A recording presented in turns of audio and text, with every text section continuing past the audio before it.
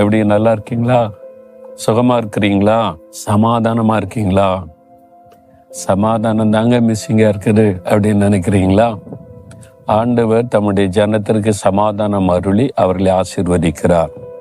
சங்கீதம் 29:11 ஆண்டவருடைய வார்த்தை சொல்லுகிறது, கர்த்தர் தம்முடைய ஜனத்திற்கு சமாதானம் அருளி அவர்களை ஆசீர்வதிக்கிறார்.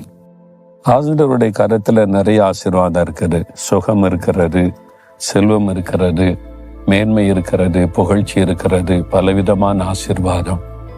ரொம்ப முக்கியமான ஆசீர்வாதம், பிரதானமான ஆசீர்வாதம் என்னன்னா சமாதானம். ஒரு மனிதன் இன்னைக்கு சமாதானத்தை தான் அதிகமா தேடுகிறான். எதுக்குங்க பணம் தேடுறீங்க எவ்வளோன்னு கேட்டா, நிம்மதியா சமாதானமா இருக்கு. எதுக்கு இந்த பதவி அதெல்லாம் தேடுறீங்க, சமாதானமா இருக்கு. எதுக்கு ஓடி ஓடி உழைக்கிறீங்க, சமாதானமா இருக்குன்னு நினைக்கிறாங்க. ஆனா அது உண்மை கிடையாது. பதவி சமாதானத்தை கொடுப்பதும் இல்லை, பணம் சமாதானம் கொடுப்பதும் இல்லை. ஓடி ஓடி உழைச்சி நிறைய செல்வத்தை சம்பாதிக்கிறதுனால சமாதானம் வரப்போவதும் இல்லை. சமாதானம் என்பது இலவசமாய் ஆண்டவர் கொடுக்கிற ஆசீர்வாதம். உங்க உள்ளத்துல சமாதானம் இருக்கிறா? உங்களுடைய இருதயத்தை அப்படி கண்டு மூடி சோதித்து பாருங்க.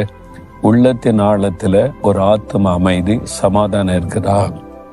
அது ஆண்டவர் அருளுகிற ஆசீர்வாதம். பணம் கொடுத்து வாங்க முடியாது. நம்ம முயற்சி பண்ணிலாம் சமாதானத்தை வாங்கிவிட முடியாது. அது இலவசமாய் தெய்வன் கொடுக்கிற ஒரு ஆசீர்வாதம். உலகத்துல பரிசுத்தமுள்ள மனுஷன் யார் இருக்கா? யாருமே இல்லை.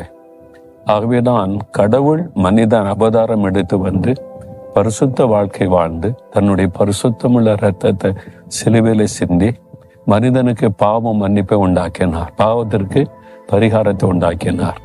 அதனால்தான் இயேசு கிறிஸ்துவின் ரத்தம் சகல பாவங்களை நீக்கி நம் இருதயத்தை சுத்திகரிக்கும்.